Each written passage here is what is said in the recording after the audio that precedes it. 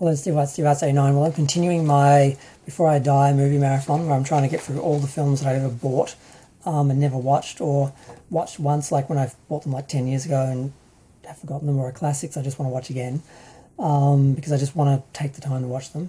And one film I've just watched was Cursed. Now, this film, I don't think I saw it in the cinema. I think I missed it somehow. It's a Wes Craven film written by Kevin Williamson.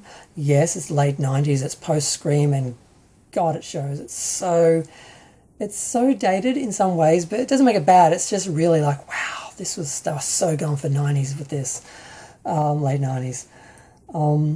It's also got Shannon Elizabeth and, wow, he's not even in the main titles. God, what's his name? Jesse Eisenberg.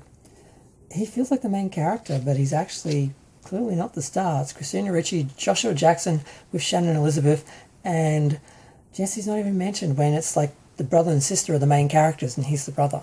So that's funny, I didn't notice that. Portia de Rossi has a small role. Maya and someone else I don't care about was in it. Judy Greer, God, I hate her, from Halloween, and she wasn't any better when she was younger. And I'm like, oh, I didn't, okay, so this is where she came from. She did some of these films. I saw her in something else as well. I'm like, oh, okay, so she was around. She just seemed to just come out of nowhere when Danielle Harris really should have had that role, but we're not talking about Halloween. Okay, so this film is basically a werewolf film. And it starts off with the nerdy guy waiting for his sister to pick him up. She doesn't. And then they're arguing in the car. They hit a wolf. They hit a car.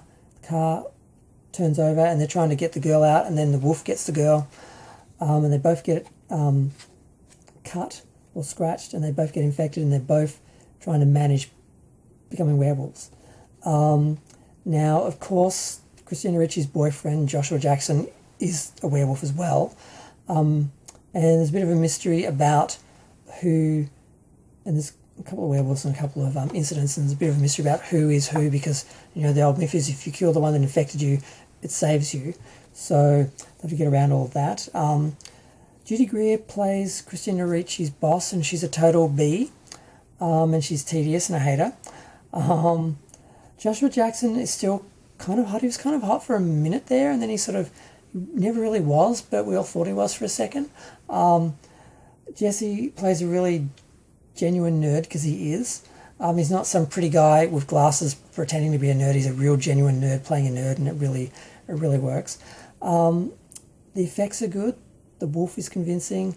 You don't see it right away. They do take their time to get it out there, and when you do see it, you see a lot of it. And I didn't realise it's actually the guy who played Jason in the Jason remakes. I'm drawing a blank on his name. He's not on the credits, of course, because he's just a glorified stuntman as far as most people are concerned, but he acts in all that makeup. He's really great. The setup is good. There's some good atmosphere.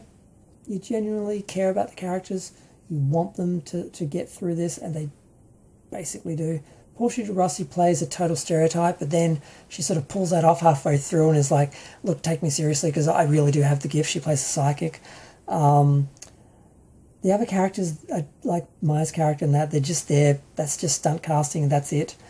One of the other characters, it's Michael Rosenbaum, I think his name is, the guy who played Smallville. He was Superman's nemesis, Lex Luthor. So he's got a really bad wig because he had a shaved head. Oh my God, it's so bad.